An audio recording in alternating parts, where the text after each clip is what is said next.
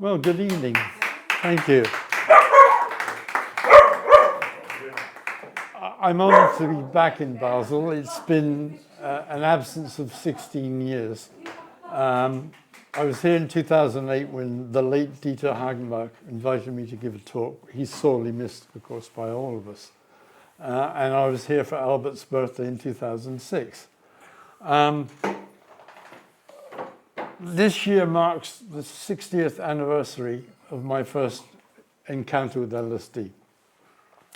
The circumstances were kind of odd. I was kind of academic at school, but I was about to start a degree course in fine art, painting primarily. And I had a summer job at a psychiatric hospital. And a nurse that I became involved with convinced me I should try this particular compound that they were using therapeutically in the hospital. So at that point in time, I hadn't drunk alcohol as such, a glass of sherry at Christmas with the family. I didn't smoke, and the only drug I'd ever taken was an aspirin. And suddenly I'm giving a vial of 250 mics of Sandoz LSD, my first experience. But fortunately, the nurse was there to mentor me. So when I had moments of difficulty, should we say, she was there. But I still clearly remember aspects of that first, not all of it, but there are things that have influenced how my artwork has progressed over the years that I still maintain. So apart from the profound experience, it was kind of being thrown in the fire at the deep end, you know. So here we are. I'm going to talk about aspects of one specific aspect of psychedelic art that I'm primarily interested in.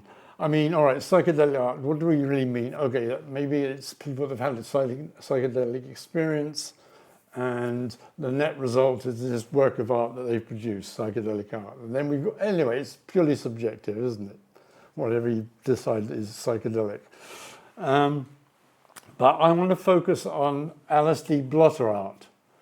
Why so? Because I've been involved for a number of years in the production of images for that specific purpose. But mainly in the era where it still is illegal, but it was a risky business, should we say. But there's aspects of the artwork that really interest me.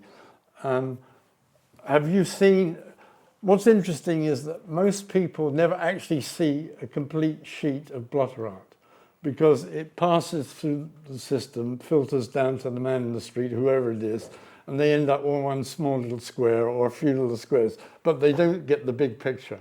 So what I want you to do is I want to pass these around. These are two separate sheets.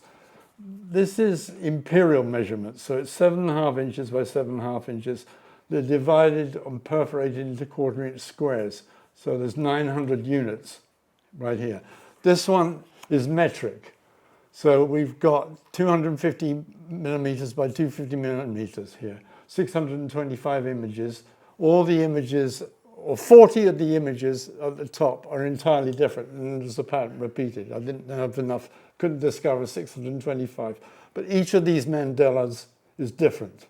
So what I want you to do is pass these around, but make sure you tear off 4 small squares. You can hold it up to the light so you can see the perforation.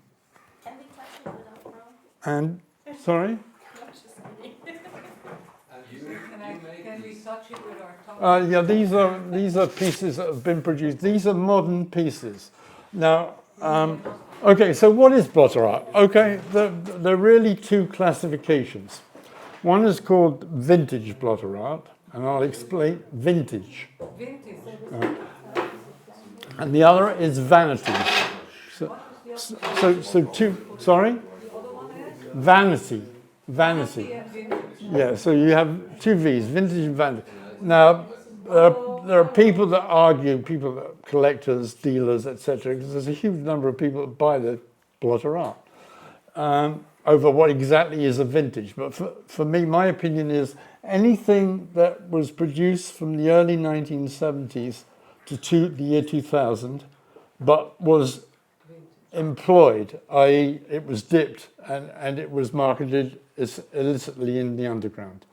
Okay, so these are actual images or actual sheets that were used. Vanity is from the mid-1990s. Artists started to produce complete images. I'll explain the difference, how the early ones were designed with a template. So each unit had the same stamp or emboss on it. Whereas later, when it came to Vanity, they would present complete images, a photograph of this or that, or a painting, famous painting. Anyway, I'll show you some of the Vanity stuff later, but I'm more interested in real LSD blotter, stuff that gets used, okay? Should I take 4 pieces from it? I want you all to tear 4 squares off and keep them for yourselves. Oh, thanks. Okay, Oh, yeah. Assistant to Oh, sorry. Yeah, I'm sorry. I accidentally took more than 4. Oh, it doesn't matter. It doesn't matter. There's more.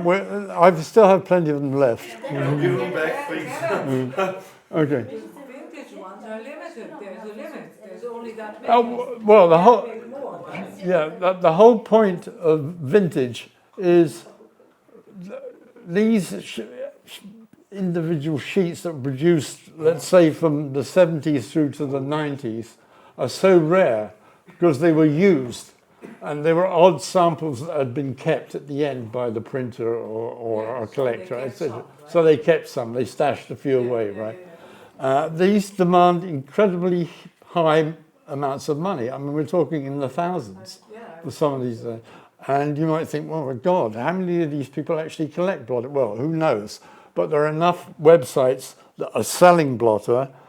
So it must be an ongoing business. I mean, I'm a member of various Facebook groups. So if I go on the internet, where can I buy Blotter? I go get to this website? Absolutely no problem. And there's a big market on eBay for signed Blotter. I'll explain what signed Blotter is to you later. Okay. But may I quickly ask, these, you make these? Yes. You designed them? Yes. Beautiful. Okay, thank you. Yeah, I like this one particularly. Now, before we get into how Blotter came into being, we're looking at primarily the early 1970s. But what was the most common format or a delivery system that was used to market LSD illicitly in the 1970s? Was it Blotter? Well, there was another thing called microdots. Now, most people seem to think that most of the LSD was produced in California or Northern California, and it was a big American thing, and that nobody else could make the stuff. But actually, until 1977, the biggest amount of production of LSD occurred in a small village in Wales. And these people have been at it for 10 years. I mean, when he was finally arrested, he was caught with 6.5 million hits. And then a bunch of liquid. So, Kevin, but what about the Brotherhood of Eternal Light? They say that Okay. they distributed 20 million doses of LSD. yeah. Well, Operation Julie, which was 1977, was the bust of this group that had been operating for 10 years. Numbers are way above the Brotherhood of Love. Then we're talking about Orange Sunshine that was in pill form. Now, how did Blotter come into being? Well, think about it. In 1968, October 1968, in the United States, LSD was made illegal, and it was put into a Category 1, same group as heroin and cocaine, which meant that serious, convictions could be serious times of incarceration, as you can imagine. So let me think, what are we going to do about this situation? Yeah, you okay then? Has everybody got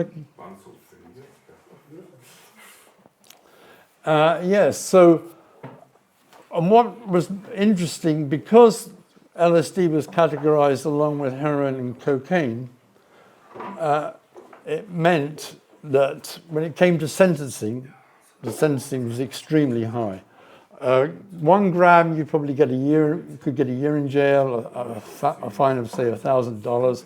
Then it got to 5 grams, it was 5 years in jail. 10 grams, 10 years. It went up rapidly. And you'd think, But this is based on weight. So the issue that arose was, well, how could you, if you're marketing LSD illicitly, now remember people were really converting into pills. At one time they were having liquid dropped onto sugar cubes. That became weight. So when it became to sentencing, there was suddenly concern that I could be caught with a bag full of sugar cubes, but because of the weight of the whole product, I could end up getting a severe sentence. So alternatives had to be thought of. Now, separate from Blotter was something was known as the microdot, and this was the large gang. It was probably, as I mentioned, the largest gang of production over a 10-year period of LSD came out of this village in Wales. They produced what became known as microdots. Now, microdots they would have the liquid LSD, which would be mixed with the binding agent or a paste, and this would then be scraped into the chipboard of a computer, all the little holes that were in the computer chipboard. It was left to dry, they'd pop them out, they'd have microdots. These would be 2 to 3 millimeters in size. And this was a big marketing issue. And whether it was related to the weight thing or whether it was the fact that a microdot, yeah, it's a microdot because I'm taking a microgram of LSD. I don't know. But this is the only real alternative. Now, eating and drinking images may seem like an anomalous notion, but since antiquity in the European Mediterranean world, people have swallowed down frescoes, icons, engravings, Eucharistic hosts stamped with images, heraldic wafers, marzipan figures, and other sculpted dishes. Well, okay, yeah, I know what they... Oh, hey. Oh, there's a word there called iconophagy. Iconophagy is the actual process of ingesting an image. Who goes around eating things? There's an interesting film from 2006 with Ralph Fiennes called Red Dragon, where he plays this psychopath, but he's obsessed by William Blake, these horrific devils-like prints that William Blake, the artist, produced. And he ends up going into the library that's got this one particular piece, and he clubs to death the assistant and then eats the artwork itself. They show the art. So people actually ingest artwork. So when you have LSD blotter and somebody gives you this tiny square, you're actually ingesting paper, yes, but you're ingesting a bit of artwork, okay? And that's the important factor. It's not just the art on that small square or that small block of 4 that you're looking at. It's actually, then once ingested, it takes you to another transformatic period. That's the complete art form, for me anyway. So that kind of sums up what philosophically I got involved. Here's this guy. This guy is a crypto multimillionaire. And about 3-4 weeks ago, he bought this work of art, which was a banana that was taped to the wall and stuck on the gallery wall. Piece of, yeah, $6.2 million he paid for it. And then he proceeded to eat the banana. So I guess it's kind of like, you know, iconophagy. Yeah, somebody's actually eating the artwork. This is one of the iconic blotter images. If you look closely, it's Walt Disney, it's Mickey Mouse playing the Sorcerer's Apprentice from Fantasia. And I kind of, so he's got this kind of mischievous look on his face. And, okay, I don't know, these small paper squares he's juggling with or pills, I'm not sure, but he's got that kind of look about him. But I always thought that was like a cool blotter image. Early blotter. These are simply lithographed. So in this instance, you'll see in the background there's a little like target image, a circular image in blue. That's the registration, which would mean whoever bought this sheet unperforated would cut it with a pair of scissors or whatever and cut it. But the blue kind of registration marks determines where somebody would cut into individual pieces, and then it's overlaid with this red dragon image. No perforation at this point. And James? click in the screen, and then try your clicker. Yeah. Okay. This is a series of concentric circles. They're broken up, I think, into 5 by 5. So 25s, 125 across by 4, was it 500? And you can see there's a different kind of registration in the background, little blue dots, etc. That would be determined whether they would be broken down into individual units. These people, I mean, if you think about it, this is simply a drug that's being marketed illicitly. But a lot of people are going to great care in how they present the drug. And it's because I tend to believe they know what the drug's all about. Whether it's compassion or the elements that you've experienced from an LSD. I mean, I presume, has everybody done a psychedelic experience? Has everybody done LSD? The majority of you haven't. Okay. Well, hopefully one day you might, but well, you've still got plenty of time. But the fact that a lot of thought has even gone into packaging, and they're relatively small amount. We're talking about 500 units. What does that mean economically? I have no idea. But they've gone to great lengths to think about the packaging and how they're going to present, which I think. And then even on the envelope, they've got this logo, this concentric circle logo on the outside of the envelope. Same person, same signature. This with gold dolphins. They were pretty simple in the beginning, no? Oh yeah, there's no perforation. This is just straightforward lithographic Not just about the printing. presentation, but also the subjects were simple. Yeah, but it means something to the person who used them in the first place. I mean, don't ask me whether they were into concentric circles or leaping dolphins. That's not the point. The point is they actually put it out there. Yes. You know. Likewise, different color envelope. Then snowflakes, same person, comes in an envelope. This was printed in silver, but amazing. Here you are with the envelopes that came with the silk screened on the front. I mean, a lot of great care artistically and from a standpoint of a printmaker went into what they did. And the love or the belief in LSD and its benefits to mankind is what precipitated the art form that was suddenly being produced. There was nothing like it. It's like, this is like serious, you know. I was in the music business for a few years before I did other things, but I went straight out of art school rather than pursuing an arts career. I went into the music business for about 4 or 5 years. And anyway, I ended up on a tour in Australia and New Zealand with a band. And we were supposed to have gone to Japan, but for political reasons, suddenly the whole Japanese element of the tour disappeared.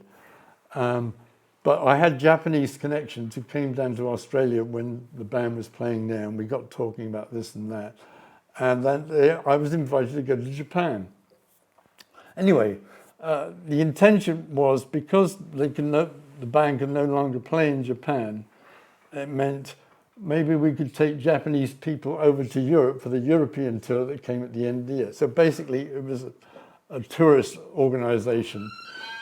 But we actually ended up leasing 2 jumbo jets, so there was a serious number of people. And my responsibility was to arrange or guarantee that there were tickets available for them to attend the show in London and the show in Paris. So that was the initial contact. Anyway, at the end of this music tour I'd been on in Australia, one of the band members ended up giving me some Orange Sunshine LSD, which were tablet form. I think it was 5 hits he gave, because he didn't want to go through immigration for obvious reasons. So he kindly donated these. But anyway, so I arrived in Japan. I've still got these 5 units of Orange Sunshine on me. And I get in a conversation with the guy who's organizing the tours to Europe, and then a good friend who was Japanese that I had previously known from London, who had spent time in England, so he was adapted. We got together. Anyway, after a series of events during the day. It got round to the subject of LSD. I can't remember why or how. And I said, well, by chance I happened to. Then I thought, well, there's 3 of us. I've got 5 units. So we each took one each. And I thought, God, is this a good idea? Because I know I've had this before. I know this is going to be seriously strong. And suddenly I've got 2 Japanese men who've got no idea what they're about to experience. Anyway, we end up, and one of the characters, we separated, and remarkably, we were in Kyoto, I'm wandering around from one temple to another, being impressed. And I had the greatest experience was I seemed to understand everything that was being said to me in Japanese, and they understood everything I was saying to them in English. Everything made complete sense. But yeah, and then several hours later, we all got back together, and then I got this drama of one of these Japanese guys removed historically to the period of the samurai, and it all went from there. And I said, well, fine, I think I understand. But anyway, cut a long story short, one of them got more than interested in LSD at this point. The other one was circumspect. To the point that he asked, did I have a contact in California that maybe he could procure a quantity of LSD? So I said, well, try this guy. He knows somebody who may know somebody. So there was a series of phone calls. Anyway, he ended up buying a relatively large amount of liquid LSD. And about a month later, he telephoned me and he said, hey, how are you?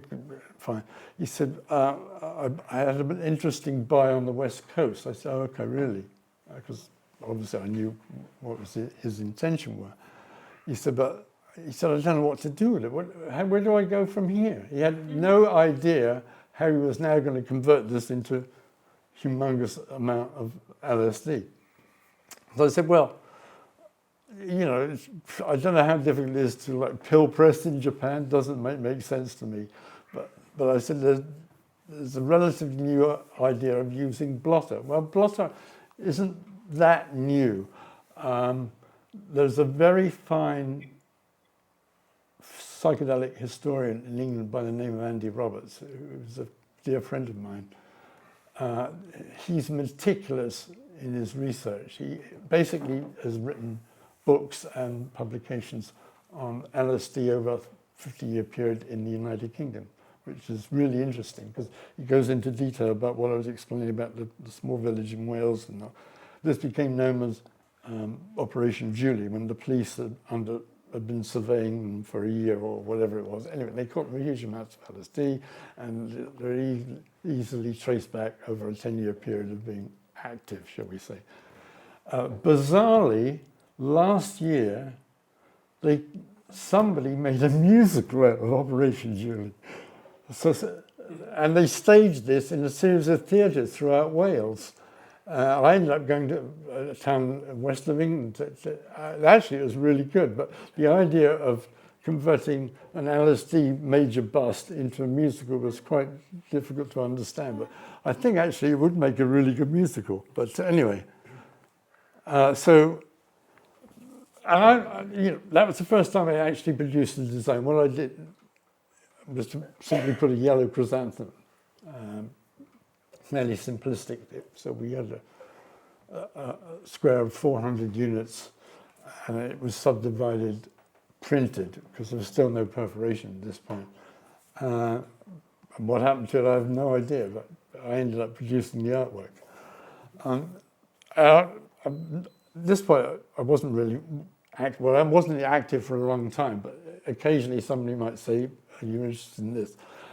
Anyway, I'd moved to Amsterdam in 1975, and I've been there a couple of months, and I was invited to a social occasion, and I was introduced to an underground LSD chemist. And anyway, the mutual friend had already explained to the chemist that I'd been involved in the music business, and I'd done this with such and such band, so he was relatively impressed before we even met. But he was suddenly more interested in music than talking. I was more interested in learning more about his profession. but he was more interested in learning more about music. So he said, the first thing he said to me, he said, tell me it's true. He said that the song by John Lennon, Strawberry Fields, is based on an LSD experience. And my face dropped. And I said, well, I hate to disappoint you, but Strawberry Fields was a school, a Salvation Army school, where John Lennon used to play as a child with the children from the school. So he was somewhat deflated, as you can imagine. So I went home, and about 3 or 4 weeks later, we arranged to meet again, and I gave him a sheet of strawberries that I'd designed.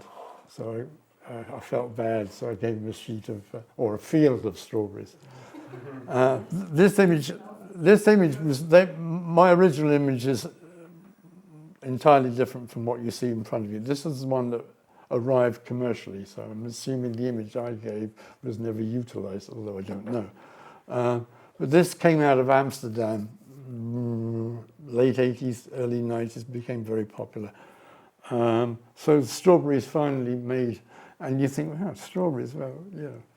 Okay, you might say it's a kind of a simplistic marketing ploy, but who knows? Maybe at the time the chemist was really high and he got into a bunch of strawberries, you know, who knows? But did you say that the strawberry image that you gave to this chemist? This was in 1975. Was it a drawing, or was it a print? Was it water paper? No, it was a blotter. Oh, it was water. Yeah. Is there do you have an image of that? I don't have any. No. As I say, I don't have an image. Some things I did, I don't even have photographs of. They were all used, or I've never seen them or heard of them again. Was it a single strawberry per hit? Yes. Or was it one big strawberry that was? No, single strawberry per hit. We're now into this era, you know, where we're looking at things like the OM. These are all individual units here.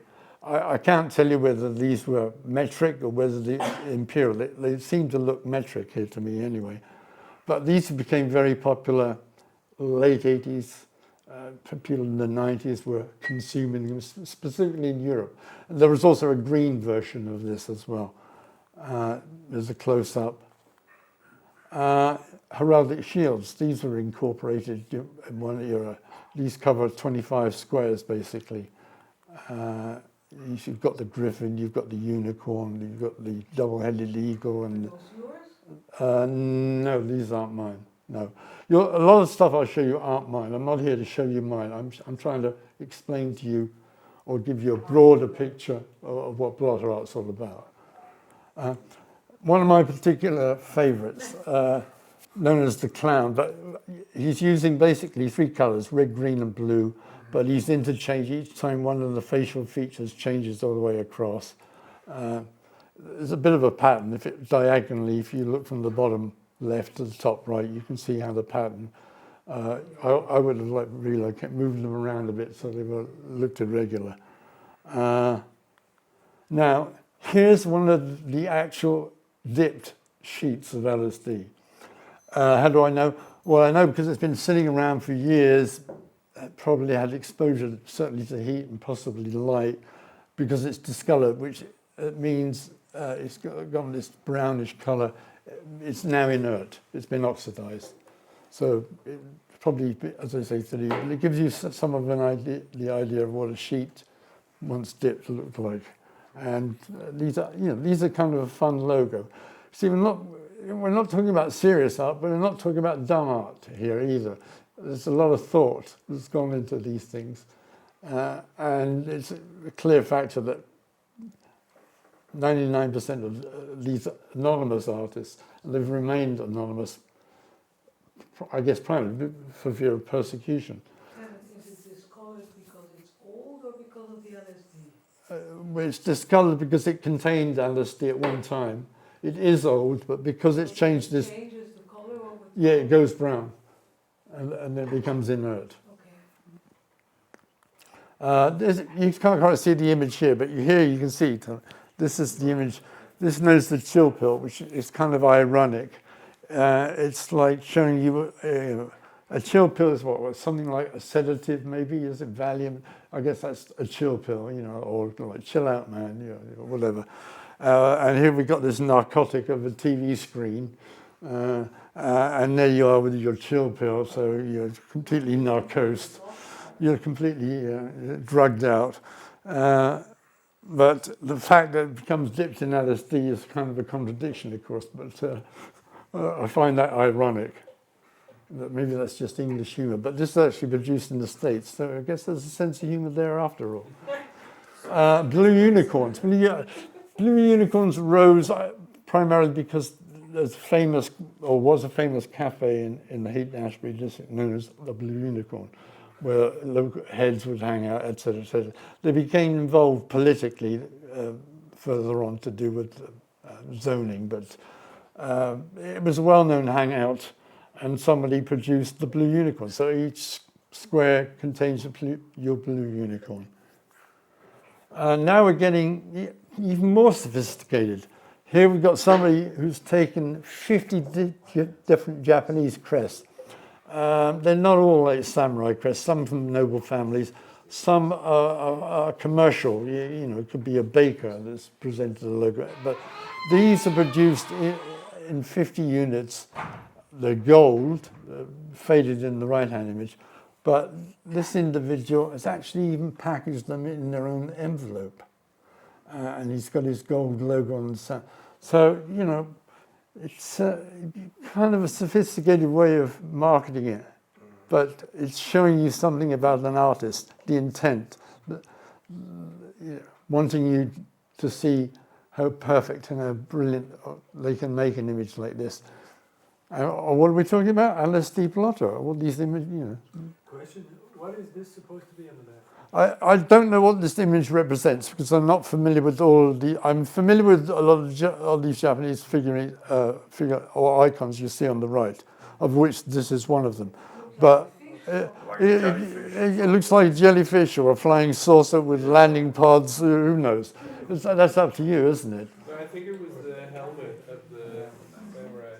It could well have been. Could well have been. Here's the reverse of it on the right-hand side. Now, why is this slightly different? This was a special batch. Suzanne. They took them. Yeah. Oh, did. Look, I use these for a music cover. Perfect. Perfect. This is a special edition. Same manufacturer, I presume, but they've been overlaid with the grid system in what appears to be gold leaf almost, but that's the nature of the ink that they've used. This meant they were specifically a rather strong batch. I can't give you the exact mic dose, but took seriously strong. Here's another close-up. You can see the gold leaf there. Here's the original design here, 50 units. What were they originally? Were they used as stamps at court, or what did they use? Well, they were utilized in Japan as icons representing a family structure. In some cases, it could be an industry, a business. So are they old or are they newer? They're all old. Well, everything's relative. We're talking from, say, mid-1600s. Like our seals, in a way. In a way, yes. Here, certainly in England, we have family crests. Yes. You know, we have icons, we have flags. Or, you know, Be a crest for a business same thing. Here's the combination of that 50 block, just repeated so that there's a much larger sheet of it. Here's something entirely different. 1989. This comes out of Holland, and I love this piece because here we have an iconic. As I mentioned, iconography is an integral part of what I do, and this is an iconic figure. You know, obviously the birthmark. We all know it's Gorbachev, 1989. So you put this one out, and here. One individual face is 4 sheets. Look at it's perfectly laid out. It's beautifully perforated. It's really well done. It's really well printed. And now I'm getting into the nerdy bit about printers and printing. But you can see there's a crispness, something about it that's really sharp and nice. And here's a much larger sheet, about 500 plus units.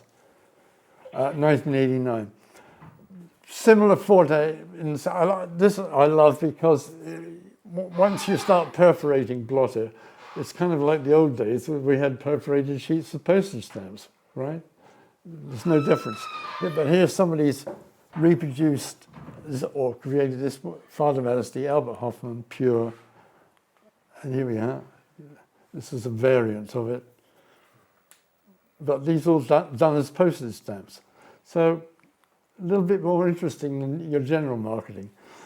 This seems fairly simplistic, but I kind of like it. It's printed on black paper. I mean, a lot of people didn't like black paper. I guess they thought black was a negative colour, and therefore the trip was going to be a bad trip. You know, all people are trying. Anyway, screen printed in silver on black. I thought they're kind of interesting. I actually got to use a couple of thousand of these at one point.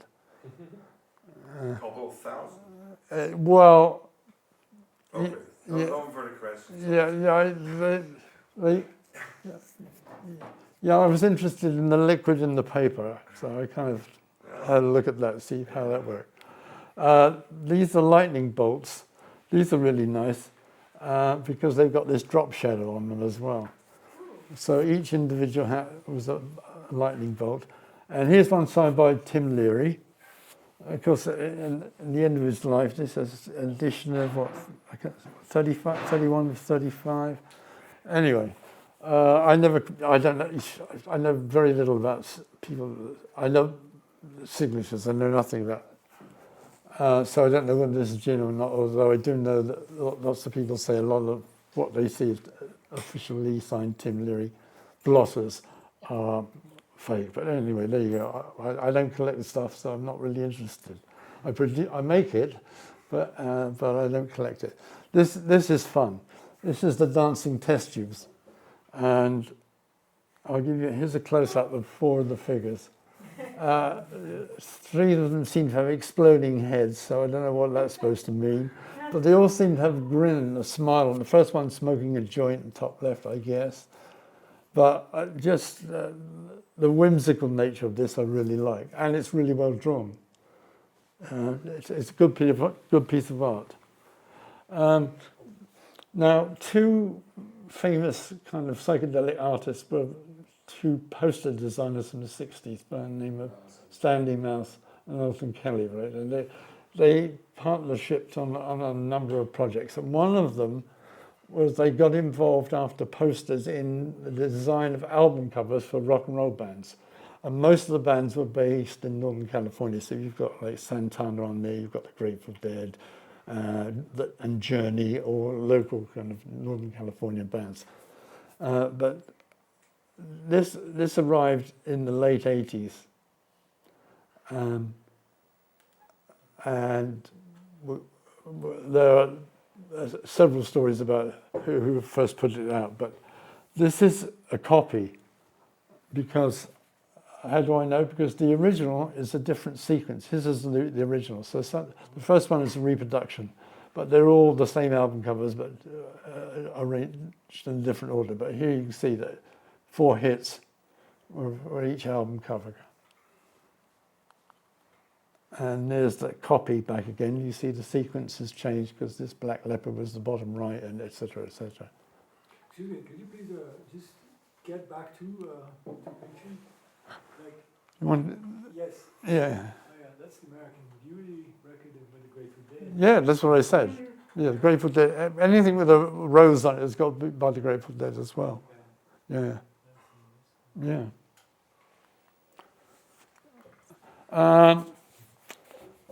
This is not my original design, but I did do a reproduction of this when I was in New Mexico. So I stumbled across a client who wanted X number of sheets of paper with a design. And I think, hey, we're in New Mexico, we're close to Roswell, let's stick the flying saucer on it. So we've got flying saucer. These turned up elsewhere. Somebody reproduced them in green. I've seen them in red. So these were kind of like late 80s, early 90s, worldwide. But I constantly bump it. Somebody says, "Oh, I'm from New Zealand." "Oh, yeah, the blue. Yeah, I remember them." It's people from everywhere. Lilies. red lilies, pretty straightforward. Then this is an overlay. So if you look closely, you'll see in the background is a Celtic shield, and the particular water lily I showed you has been overlaid over the top of this. Probably less than 200 of these were ever produced. I know somebody's got one, but as I say, I'm not really into collecting, but I know people are constantly offering large amounts of money for this particular sheet. But anyway, then there was a blue version of the lotus. Now, if you were a printer, you'd be like really upset, because if you look at the center of the water lily, it's slightly inclined to the left. So a printer would be going, we're slightly off center here, we're slightly off center. So not a perfect bit of print, but that's lithographic printing. Palm trees, 2 palm trees here, 4 hits. This is a very large piece of my personal artwork. I can't really enlarge upon it. But anyway, what I'll do is, if you take one of my cards here, and you go to the website, you can see this artwork yourself. You can zoom in on it and play around with it. But basically, I used the dolphins you saw earlier and the palm trees as the background, and then a photograph that I'd taken several years ago and played around with the colors of. This measures 2 meters by 2 meters. This is seriously large. This is not your simple blotter. But that's kind of like where I've been at for the last few years. Okay. Yeah. What size? How big was it? I'm sorry? How big was it? 2 meters by 2 meters. Each one of the 4 are a meter square. Yeah. All right. This doesn't show up too well, but it's some odd-looking figure. And here's a close-up. This is Liquid Sky. Came out about the story with Liquid Sky was I flew from the West Coast to New York fairly regularly. I have lots of friends in New York, so I go on a red eye, spend the weekend in New York once a month.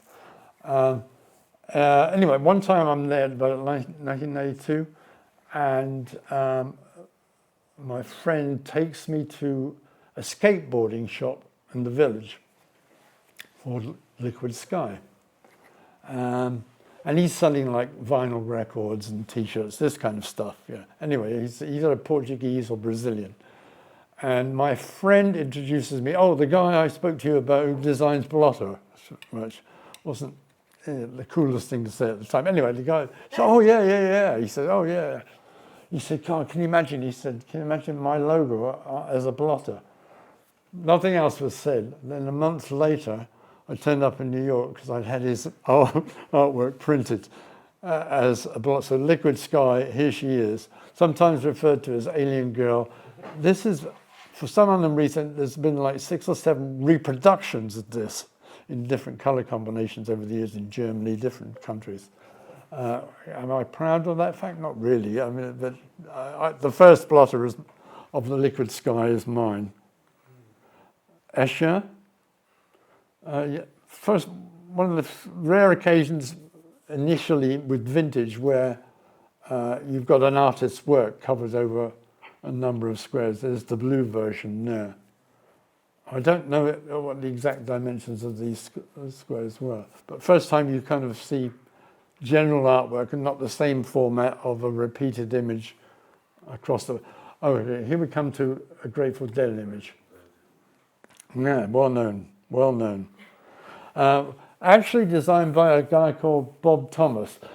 Originally, also Stanley, or Bear, who was the sound engineer and chemist extraordinaire for the Grateful Dead, came up with the idea of a skull and a lightning bolt, and Bob Thomas actually finished the design. Dear Mr. Stanley, who was kind of, as I say, the sound engineer, but wanted to produce a sticker that he could apply to all the boxes of their equipment so they could identify their equipment as opposed. And so this was the origin of this. And then this became Blotter, and this became another of the logos of the Dead. This is from about 1992. This is one of my own designs. There are a bunch of heraldic shields. There are 10 different shields, and the image is repeated irregularly over the page. Now, I was commissioned to do this. Somebody said, I need 100 sheets, you design it. So I had about like a couple of months to work on it. And I thought about alchemy, how LSD for me and others had transformed them metaphorically from the base metal to gold. So I looked at French noblemen who were known alchemists, and I came across these 10 guys who had these family crests. And I thought, okay, so I'm going to do something in silver and gold, because there's the analogy of alchemists turning base metals into precious metals. And so here, this is the final design of this. This is 400 hits. So each of these shields, this is one of the original pages, which is the silver with the blue. That's one of the original. I guess there may be half a dozen of these around. The rest, well, when I tell you the numbers further down through the talk of the shields, you may be aghast. Well, I was certainly aghast. And here's a close-up, beautiful printing. Now, this is the first time I ventured into the world of computer graphics. Used a fairly primitive program called Corel Draw at the time to sharpen up the image before my printer printed them lithographically and perfed. But the perforation there is like absolutely spot on. I'm really happy with it. Here's the gold version. Now here's the purple and gold. Now, unfortunately, over time, the gold has turned into this dirty brown color. But nevertheless, you still see the basic image of the shield. Here's a close-up of one of the shields. This became known as the Holy Grail of blotter art because back in about 1994, 3 individuals decided that they would try and get in touch with Hoffman and take a blotter for him to sign that they could then auction off for psychedelic charities such as MAPS, etc. So the intentions were good.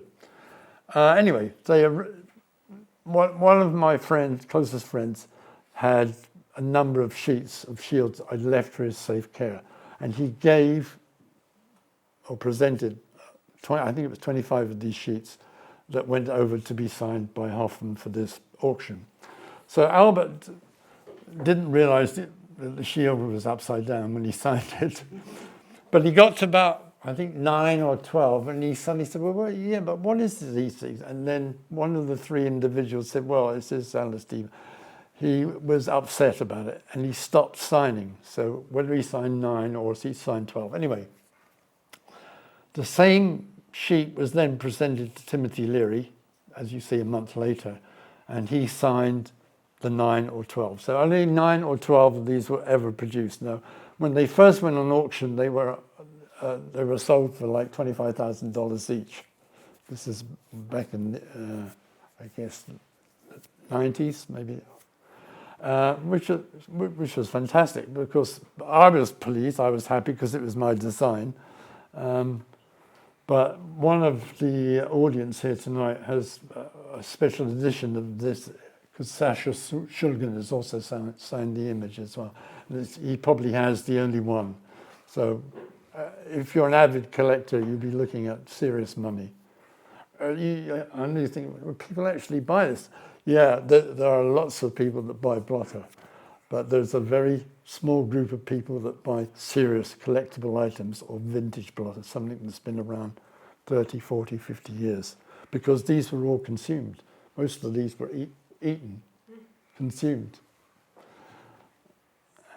A friend of mine in San Francisco decided to borrow my design.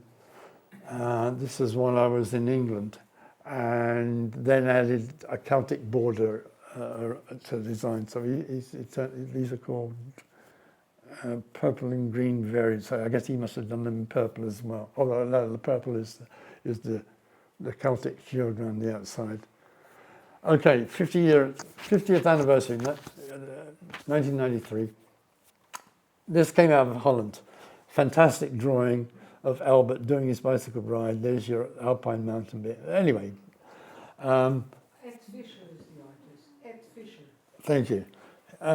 This became incredibly popular. Not only was it collected just for the complete image, but it also was utilized for the purpose it should be utilized. So people consumed Dear Albert as well. How much is it worth?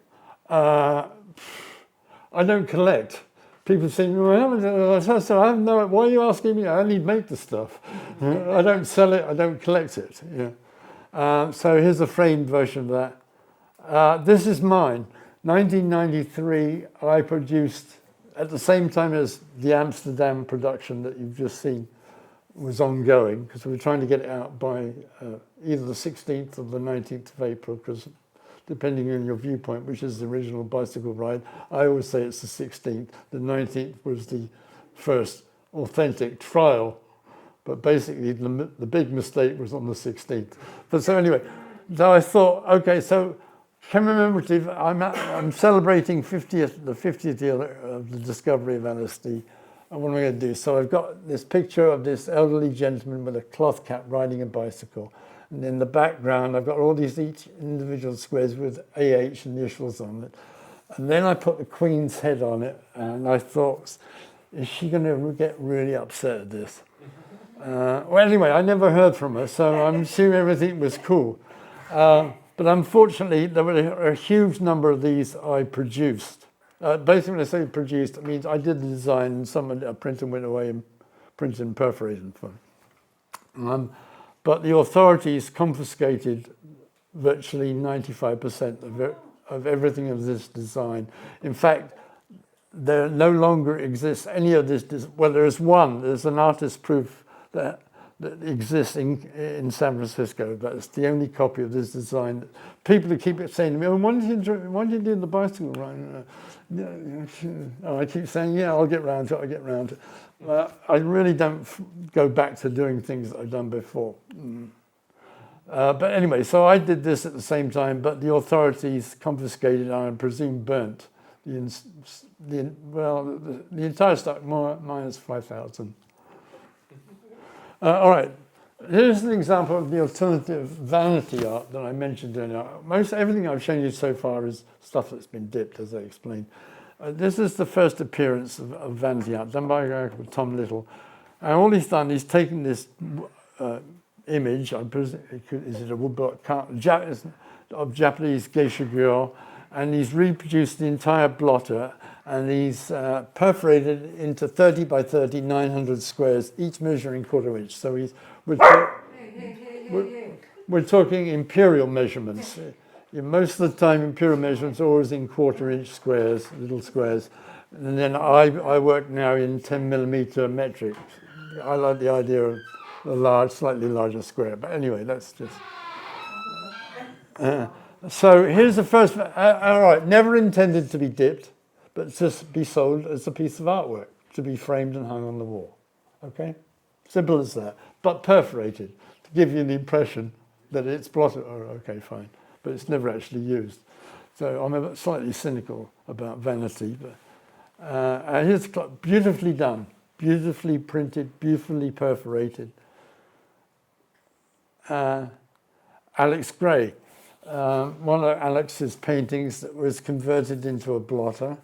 He's a visionary artist. I always thought most artists were visionary, but I never quite understand what a visionary artist is. But anyway, superb work, don't get me wrong, I love his work. And here's one of the blotters where the crucifix was split up. I think these were originally produced without Alex knowing about it, and he got very upset at one point or other. But I guess the problem was solved at some point or other. So this is basically vanity art, although somebody may have turned it into used art. But does that make it vintage? I don't know. Depends where you draw the line. One of the more famous pieces, Alice Through the Looking Glass.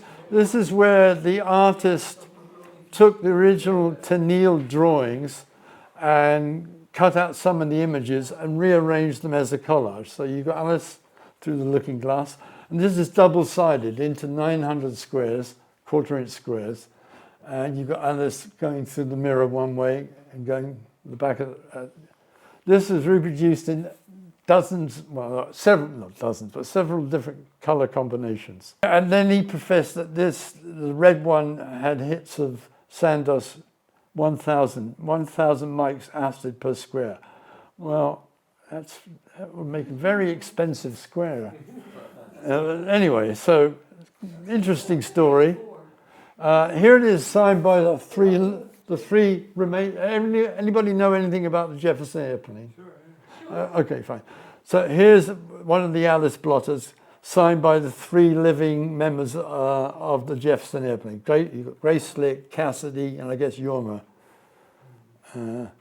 So, you know, suddenly with Vanity blotter art, you get people signing things or adding their names. The most popular are chemists. Every successful underground, or unsuccessful in the sense that they got caught, underground chemist becomes like a folk hero, and anybody that's got a signature by Sasha Shulgin or whoever it may be, whoever has got a serious collector. So these people, well, I don't know, where's Mark? He's popped out. It'll come back. Oh, right. Okay, now the piece I passed around, I hope you all tore off some pieces between you. Good. Here's the original artwork. Thank you. Now, think about it. Mysteriously, somebody must have bought one of these sheets and dipped it in LSD without my knowing. But anyway, there's at least a sheet of this that turned up impregnated, though I know nothing. But this is one of the first times I'm now incorporating a complete design in the image. There's still 30 by 30 little Buddhas there. And here they are. Here's the individual. Now I'm into serious use of computers. So I'm no longer like drawing things or photographing things and gluing them together. Don't you ever draw anymore? Oh yeah, when I'm bored. Oh man. It relieves the boredom.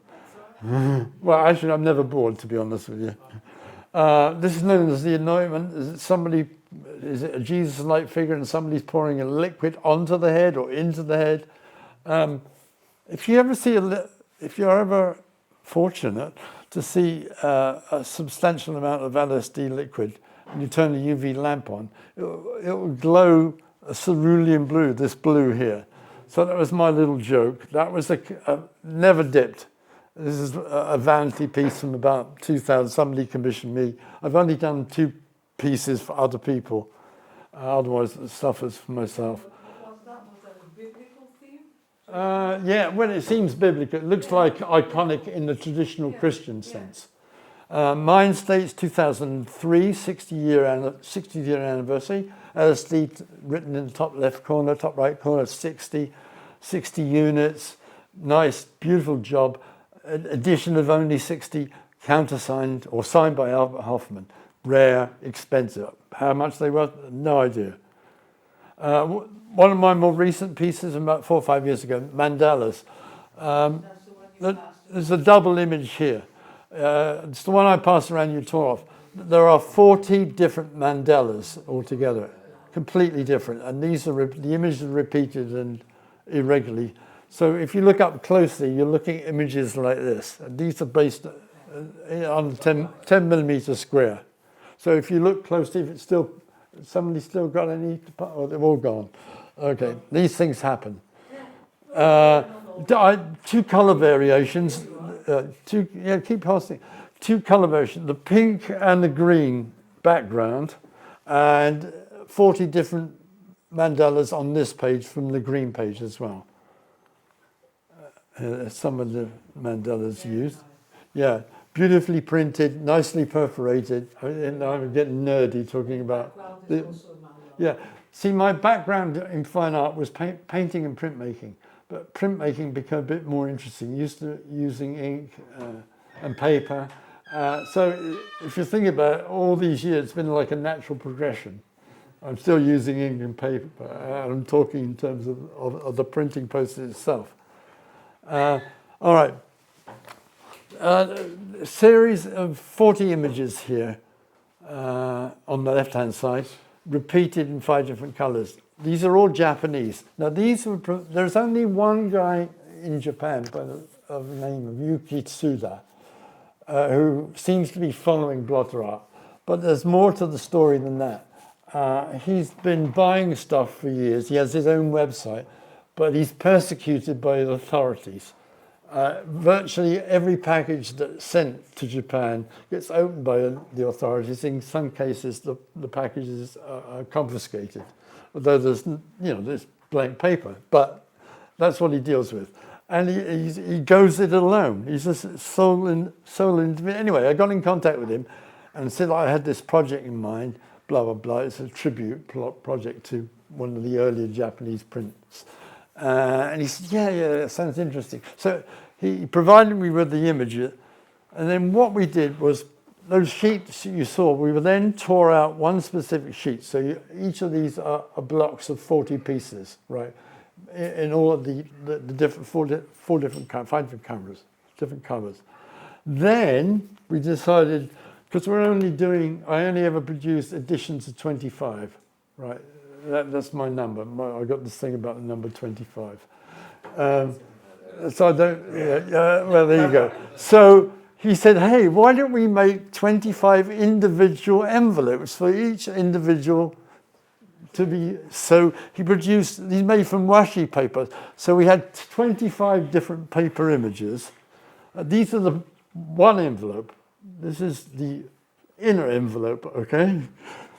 Very Japanese. There's the folder there, a special way to fold them as well. Brilliant. Then we had an outer folder, a white folder that the inner folder fitted in, and then you look at the bottom right, there's 2 circular images. These are known as genkos. Traditionally in Japanese printmaking, woodcut printmaking, you get the artist and maybe the printmaker would leave their symbol, their stamp at the end once something was produced or a series was produced. So on the right-hand side is our dear friend's logo, and then he produced my name in Japanese on the left-hand side. I use it now all the time.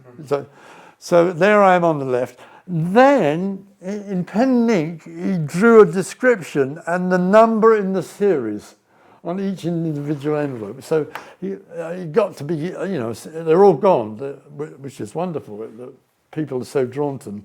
But it was kind of a tribute to the earlier one I showed you of the Japanese print with the envelope, etc. So only 25 ever made. Then I guess I'm sentimental. I said, can we put a chrysanthemum? Because the first thing I ever did in Japan was with a chrysanthemum. So we changed the image as such, but we put a red chrysanthemum on the back side. And here they are. All right. I'm showing, this is one of the original image came from a visit to Peru in 1982, where I'd gone to Cusco and I was reading Ginsberg and Burroughs' book, the Yahi Letters, but I was also reading a book on Inca mythology. So what happened was, when I got back, I met a German who invited me to go to Iquitos in northern Peru for a ceremony, a local shamanic ceremony. I had no idea what ayahuasca was. Well, I knew what it was, but anyway. We get there, and of course, wait, I've just been reading the book. I've just been to Cusco. Wait a minute. But having read the mythology of the Incas, I had this image, and there was one series that's about Caucasian, supposedly after the Great Flood, these people arrived on the shores of northern South America and brought culture, art, music, history, et cetera, et cetera. Anyway, these people came from Atlantis or wherever. But I saw these as Caucasian figures, so I kept this, never did anything with it, except I produced an image about 4 years ago. It's called Viracocha. But I'm doing it in much larger format. They're now a meter square. I mean, I'm still produce blotter in conventional sizes, but most of my artwork as such is now on a larger format. I've done an Aztec series recently, what I do is, because I'm still a printmaker, in the old days, if you printing something, say, with silk screen, you'd be doing one color at a time. You do this color and then the next color, etc. Obviously, with the digital, it's so far advanced now that I can use giclée printing, which is an inkjet printing process that inkjets 11 different colors at the same time. Right, the detail is truly amazing. When I originally got into digital print, I kept saying, "Oh no, are you crazy? I'm a lithographer. I'm a silk screen printer. I'm a purist." You know, but it suited my imagery. But then slowly it became far more effective. So I've still used printmaking processes, but right here's like maybe 4 layers or 5 layers of different types of image. But it relates directly to my original LSD experience, because during my first LSD experience, I found myself in a flower bed, or in a rose bed specifically. And I spent God knows how long I was there for, but I kept looking at the inner structure of the rose and the geometry of it all, and I got totally lost in the geometrical thing of nature, etc., etc. But I was having a wonderful time. But it stuck with me for years. So it's kind of, as an artist, it's this, what I call the macro-micro view of you can stand 15 feet away from an image and you see it in a crystal clear way, but sometimes you have to go up really close to see what's really going on in the far distance. Makes complete sense. Think about an artist like Vincent van Gogh, or Van Gogh, I should say. All right, you can look at his painting and go, oh yeah, there's a sunflower, but you don't get the true emotion and feeling of the artist. You get up really close and you look at the brushwork. For me, that's how it comes. So it's this whole macro. So this is something I've brought back from original first LSD experience. But 60 years later, I'm still considering the macro-micro effect of how imagery works. Does that make sense? Or so this is an Aztec skull. That's the actual site. I recently had a joint show in Nevada with about 4 or 5 other artists. And what they did was they took over a now closed state penitentiary, and all of the artists in some way had been incarcerated. I was briefly incarcerated, either been incarcerated or are currently incarcerated. So everybody was connected with the prison system. So I donated a number of works, and they were sent out in Nevada. So this gives you an idea of the scale of the image of the Aztec skull you just looked at. And then if you get in really close, you suddenly think, wait a minute, there's a whole bunch of different Aztec icons going on in the background. And because I'm fascinated by iconography, I've got these images, these cultural icons, shapes, forms, everywhere in my artwork. But, as I say, you kind of have to use that macro-micro approach to the work, because at times you have to get up really close to see something entirely different that's going on. Anyway, Babylon Revisited, same format. I can't give you a close-up, but if you take a card, which has got my website, and go on there, you can zoom in on this imagery here. But there's about 5 or 6 different images, and if you go right in with the black area, you may see some of it now on the top right. Yeah, our cuneiform images have been repeated throughout. So I've still got this format of I'm producing LSD Blotter. I use consistently the old format of this template of rows of similar designs. And I use that continually now in my own art, although everything's on a much larger scale. That's about 2 meters across, I think. Same thing as Aztec calendar, you'd have to zoom in closest to see what's going on. I'm also fascinated by the squares, so you'll see repetitions of squares. And why not? Because I've done all this blotter that's in squares. So I've got this obsession with square as an image, I think. But it's kind of a good restriction to have. But I'm trying to see how much I can do with that particular one shape. There's a Buddha design. If you, again, look at the website, you'll see, look at closely at the smaller squares, which are sleeping Buddhas. So there's a Buddha image in the background as well.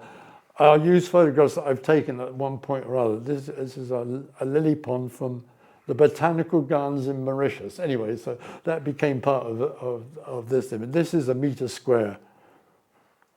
Another Buddha image. bit of a mix here because technically it certainly wasn't an Indian Buddha, Sri Lankan, I believe, but the images are Hindu, so there's a bit of a mix here, and there's a Hindu image going on. Anyway, also large format, that's a meter square. This is one of my more recent images. I have two, I call this now the Rule of 25. There are basically, there's a series of stars on the top line. There are 5 stars, and each star is broken into 25 squares. So you've got 125 squares across by 5, so you've got 625 squares altogether, right? They're all 10 millimeter squares, but they're in groups of 25 because we're back to the magic number of 25 again. But they're beautifully laid out, but it's not the same format in the sense that the same image is on the same square. So it's a unit or block of 25 becomes the miniature artwork. So that's something I produced. I've got some examples here. You can have a look later.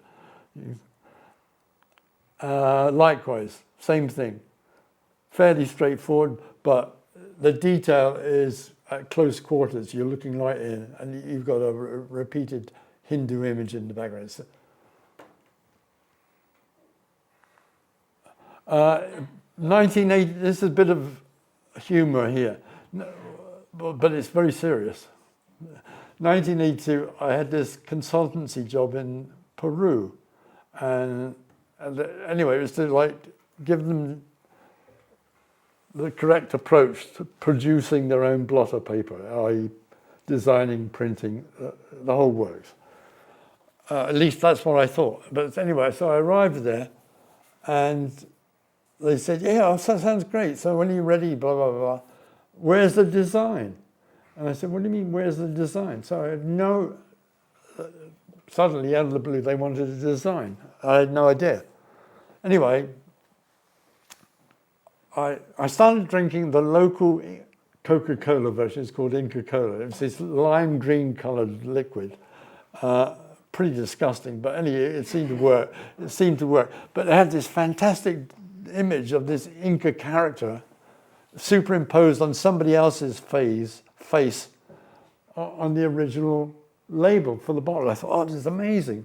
So at the last minute, I gave it to the client. I said, well, here you go, use this Inca Cola. And of course, it never got used. But I thought about it until about 2 years ago. I thought, hey, I'm going to get back. So I then had a look at this new series of Inca Cola labels. This one contains, the one in the dark one, it contains the map of Peru, I believe. But so anyway, these are all laid out in 25s, because I'm now into the rule of 25. But if you can look closer, very difficult to observe on, but if you look close, you can see each individual square has got a different logo on it as well, in white. It's almost indistinct, but in the background, you've got 10 millimeter squares with each different images. So in other words, anybody who had square 1 had a specific image, it was there. Variant of the one you've just seen. This is what I've finished working on. This will be a blotter design that I will release sometime early in the new year, I think. But same format. There are 25 by 25. It's 620. 625 is, apart from the magic of number 25, hypothetically, if you had a gram of crystal and you wanted to produce 100 mic acid, right? You knew how many units you needed, right? A gram of crystal. Anyway, what's convenient with a measurement of 25 by 25 or 625s is if you have 5,000, you have 8 complete sheets. And if you have 16 complete sheets, you have 10,000, which is what you would need. So you have you have your units. So that's always this is a new design that, as I say, will be. Here's a close-up of a variant of it. This is called a Syrian woman. So all this imagery is Assyrian. All the decor, the icons in the background are all Assyrian. She's from an Assyrian goddess. And that's another variation. So that's where I'm at in terms of my work now. Okay, literature. There's a gentleman by the name of Eric Davis, Californian journalist, psychedelics expert, who's produced a great book entitled Blotter, which is the untold story of an acid medium. He covers a vast majority of American material. He's got some really information on some Dutch stuff. If you're interested in Blotter as a subject academically, this is one book I can definitely recommend. And then that's me. That's a kind of rough version of my book, self-published as an autobiography, which is Blotter, Adventures of My Misadventures in Psychedelia. It's the stories, the pleasure I got up to. I had a great time. Mm-hmm. So no regrets. But anyway, I hope you enjoyed everything, and thank you for having me here this evening. As I say, it's a privilege to be in Basel. Thank you.